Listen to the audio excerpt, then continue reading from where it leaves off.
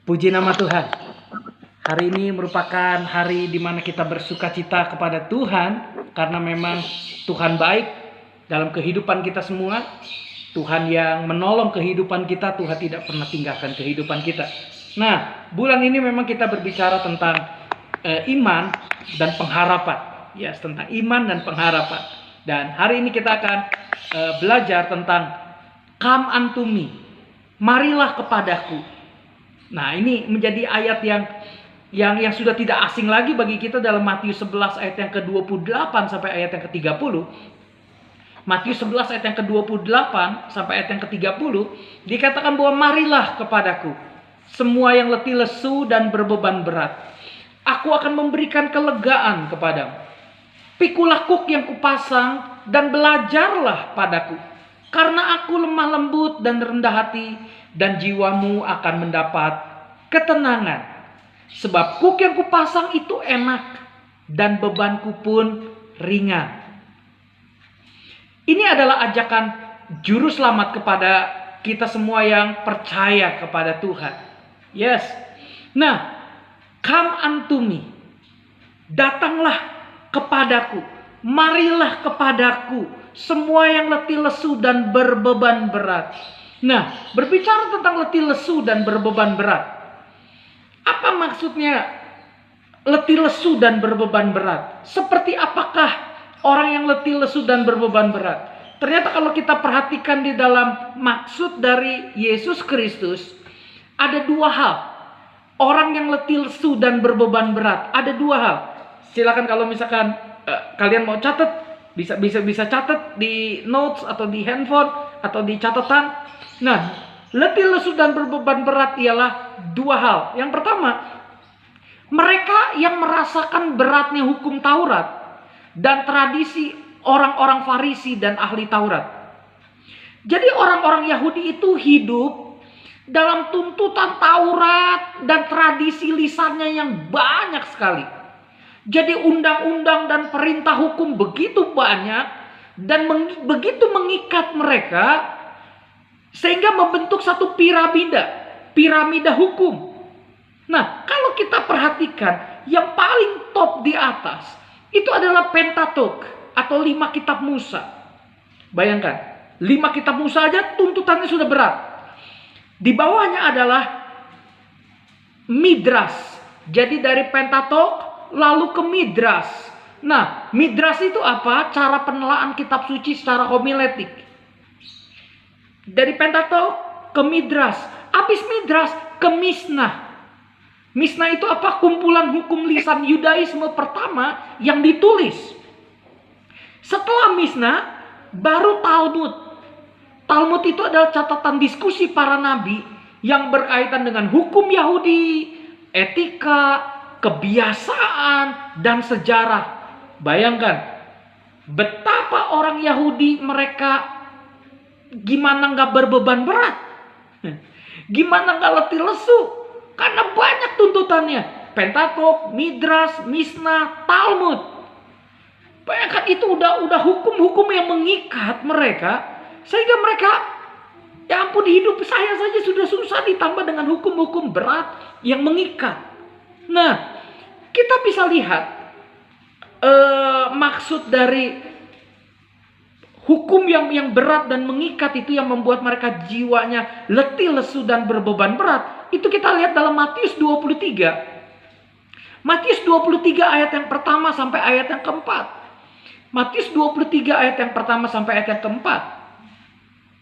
Dikatakan bahwa maka berkatalah Yesus kepada orang banyak dan kepada murid-muridnya, katanya, ahli-ahli Taurat dan orang-orang Farisi telah menduduki kursi Musa. Sebab itu turutilah dan lakukanlah segala sesuatu yang mereka ajarkan kepadamu. Tetapi janganlah kamu turuti perbuatan-perbuatan mereka, karena mereka mengajarkannya tetapi tidak melakukannya. Mereka mengikat beban-beban berat lalu meletakkannya di atas bahu orang, tetapi mereka sendiri tidak mau menyentuhnya. Jadi gini, kenapa dikatakan bahwa orang-orang Yahudi itu mereka datang kepada Tuhan dengan letih lesu dan berbeban berat? Kenapa? Karena memang Itu mereka sudah dapatkan perintah, aturan, tradisi yang begitu mengikat mereka. Nah, ahli Taurat mengajarkannya, tetapi tidak melakukannya. Jadi yang suruh dilakukan siapa? Orang-orang Yahudi. Ayo kamu lakukan perintah ini, perintah ini, perintah ini, perintah ini. Jadi mereka mengikat beban berat kepada orang-orang Yahudi. Diletakkan beban berat itu di atas bahu mereka, orang-orang Yahudi. Tapi ahli Taurat sendiri sama orang Farisi tidak mau menyentuhnya. Bayangin. Untuk hidup saja mereka harus survive. Ditambah dengan tradisi hukum Taurat yang mengikat mereka ini itu. Jadi kenapa Yesus datang bukan untuk meniadakan hukum Taurat tapi untuk menggenapinya? Karena memang hukum Taurat itu sudah tidak lagi murni pada zaman Yesus. Karena hukum Taurat itu sudah bercampur dengan tradisi-tradisi. Makanya Yesus datang bukan hanya untuk mati di kayu salib, tetapi juga untuk meluruskan hukum Taurat yang sudah melenceng. Seperti misalkan, bolehkah kita menolong orang di hari Sabat? Padahal kan boleh, gitu. Tapi tradisi bilang tidak boleh. Nah, ahli Taurat coba untuk memberikan beban kepada mereka, supaya beban yang berat, tapi mereka sendiri tidak mau menanggungnya. Mereka letakkan itu di atas bahu orang-orang Yahudi, tapi mereka tidak mau menyentuhnya.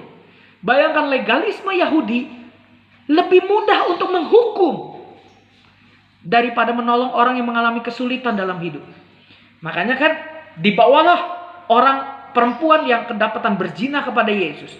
Menurut hukum Taurat, orang ini harus dilempari dengan batu sampai mati. Menurut tanggapan guru bagaimana? Bayangin. Mereka senang untuk menghukum. Tetapi coba sebagai pemimpin agama, apakah mereka memberikan solusi dalam hidup mereka? Untuk mereka yang berzina, untuk mereka yang terlibat dalam prostitusi, sekarang apa solusi yang mereka lakukan? Apa solusi yang mereka perbuat? Tidak ada. Mereka hanya cenderung untuk menghukum daripada menolong. Jelas ini sangat melelahkan jiwa manusia.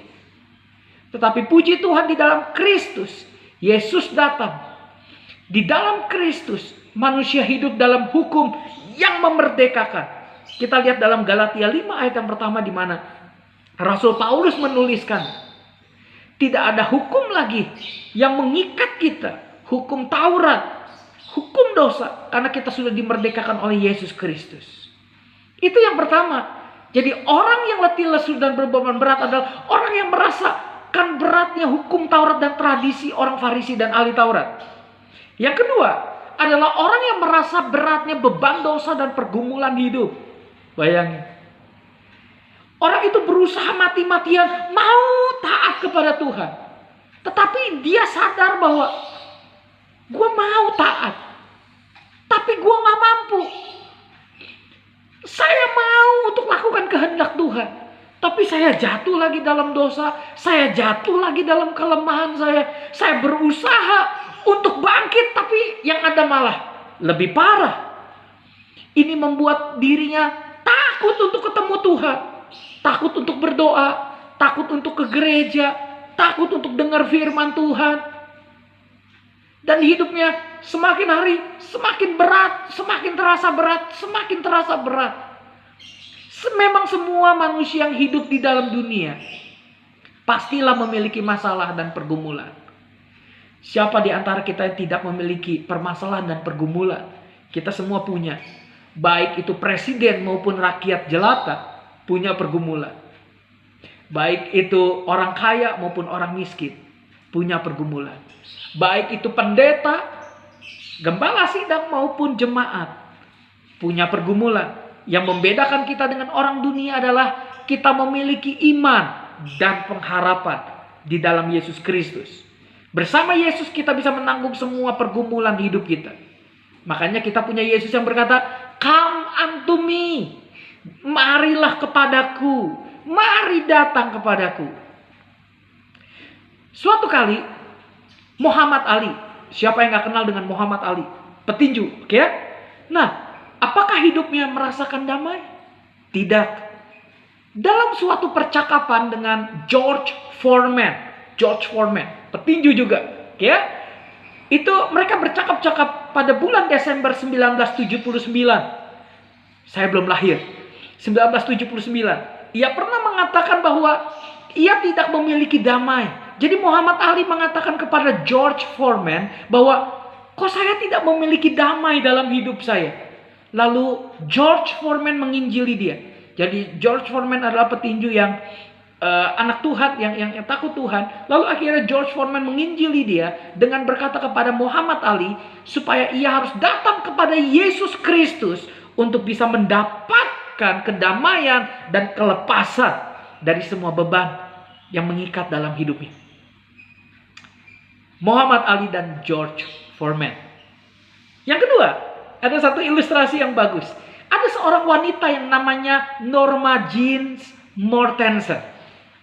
Dia seorang bintang film top di tahun 1950-an. Ia lahir dan dibesarkan di Los Angeles. Ia bintang film pertama yang, maaf kata, telanjang supaya bisa terkenal dalam dunia perfilman. Norma Jean Mortensen itu cantik, kaya, terkenal. Tetapi ia harus berjuang dalam hidupnya untuk melawan apa? Kecanduan, depresi, kecemasan.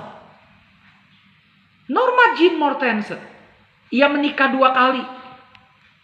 Yang pertama dengan pemain baseball namanya Joe DiMaggio. Lalu yang kedua dengan seorang pengarang drama yang namanya Arthur Miller. Tetapi 2 kali menikah, 2 kali pura berakhir dengan perceraian. Norma Jean Mortensen pada usia 36 tahun akhirnya dia harus bunuh diri karena overdosis. Polisi menemukan jenazahnya di apartemennya di dalam bathtub dan ada tulisan di sebelahnya. Tulisan tersebut mengatakan gini, I do not know what love is all about. Saya tidak tahu apa itu cinta. Sehingga dia gagal dalam hidupnya. Meskipun dia terkenal, meskipun dia cantik, meskipun dia banyak uangnya. Tapi dia gagal, dia begitu depresi, dia letih lesu dan berbeban berat. Dia tidak tahu kepada siapa dia harus datang. Lalu dia mengakhiri dengan bunuh diri. Dia tidak tahu apa itu cinta. 2 kali menikah, 2 kali gagal dan bercerai. Norma Jean Mortensen itu adalah Marilyn Monroe. Siapa yang gak kenal dengan Marilyn Monroe? Nama aslinya adalah Norma Jean Mortensen. Hanya Yesus yang berkata, marilah kepadaku, come unto me. Tidak ada pemimpin-pemimpin lain di seluruh dunia, pemimpin agama di seluruh dunia yang berkata, marilah kepadaku. Semua yang letih lesu dan berbeban berat, aku akan memberikan damai sejahtera. Aku akan memberikan sentosa kepadamu. Tidak ada. Sebutkan. Konghucu tidak berani mengatakan demikian. Lause tidak berani mengatakan demikian. Filsuf tidak berani mengatakan demikian. Semua pendiri-pendiri agama tidak berani mengatakan bahwa marilah kepadaku. Kenapa? Karena mereka sendiri punya masalah. Mereka sendiri punya pergumulan hidup. Tapi hanya Yesus yang berkata, come unto me. Hanya Yesus yang berkata, marilah kepadaku semua yang letih lesu dan berbeban berat. Marilah kepadaku, hai kamu orang yang menderita dalam hidupmu. Yang tidak bahagia, yang gelisah, yang bergumul dengan dosa dan kelemahan di dalam dirinya.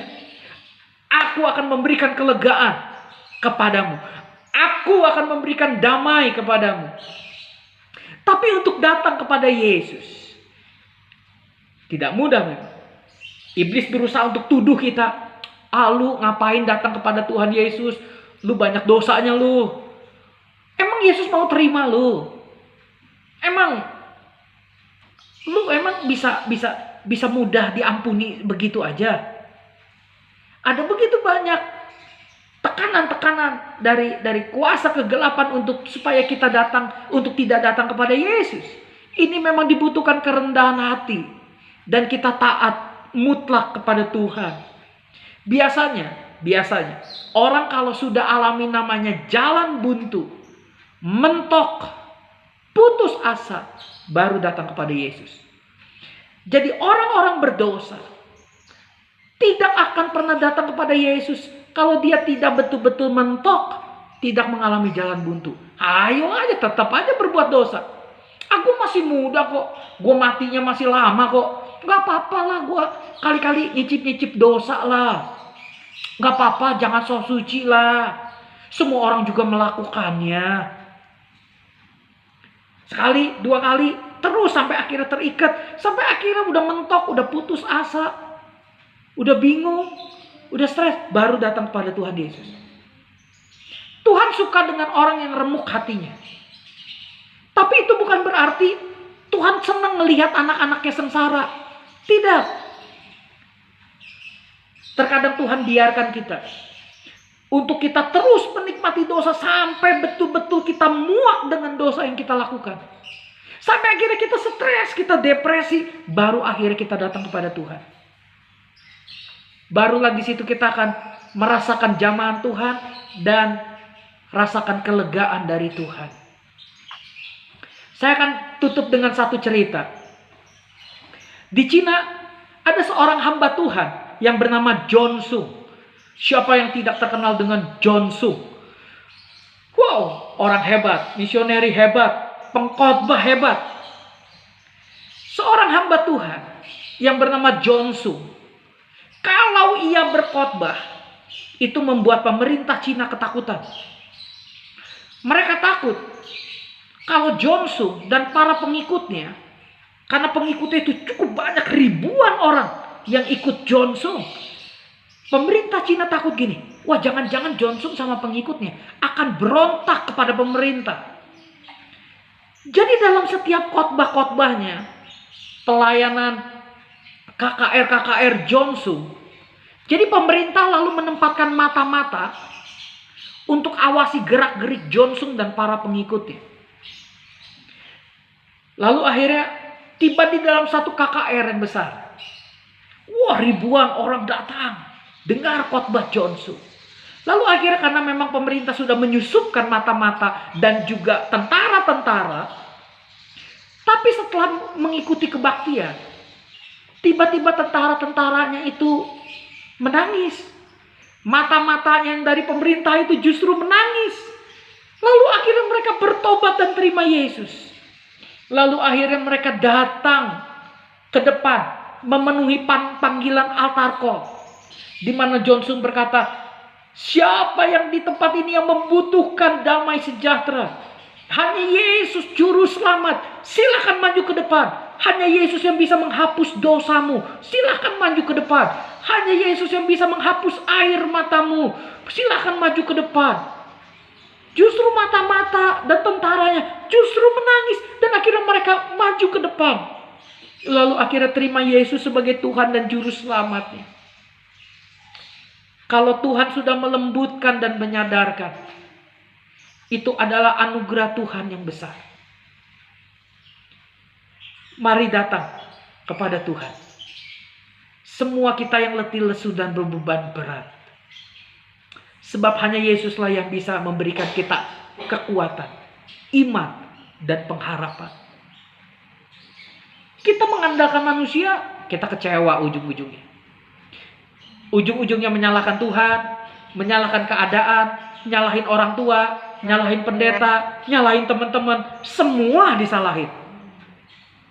Apapun pergumulan, permasalahan, kesulitan air mata kita. Makanya minggu lalu kita sudah bahas bahwa air mata, lembah air mata bisa berubah menjadi lembah yang bermata air. Datang kepada Yesus. Izinkan Tuhan menjamah hidup kita dan memberikan kelegaan kepada kita. Di dalam Yesus selalu ada iman dan pengharapan. Jangan kita gentar dengan permasalahan hidup. Tidak ada semua manusia tidak ada yang problem proof. Tidak ada manusia yang kebal.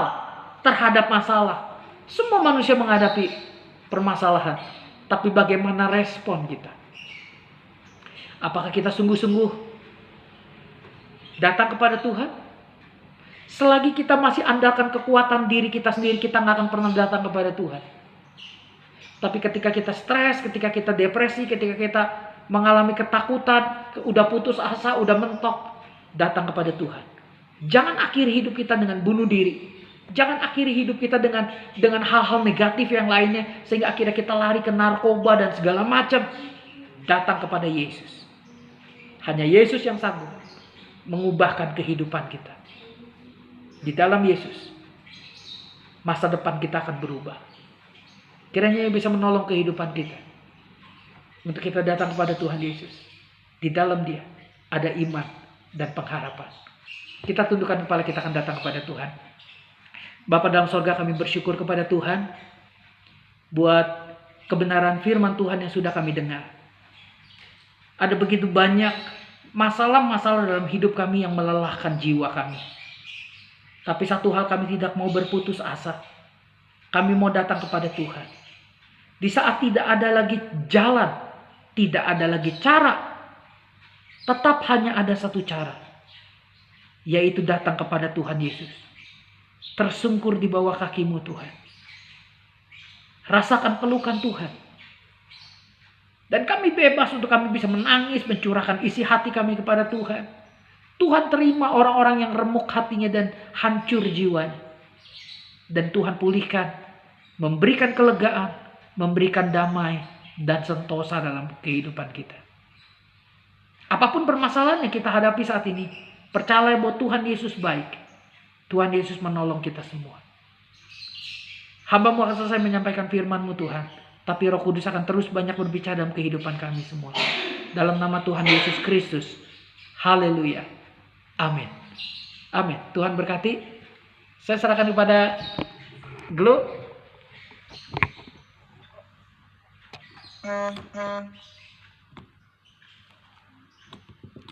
Sebelum kita mau mengasihi daripada kita pada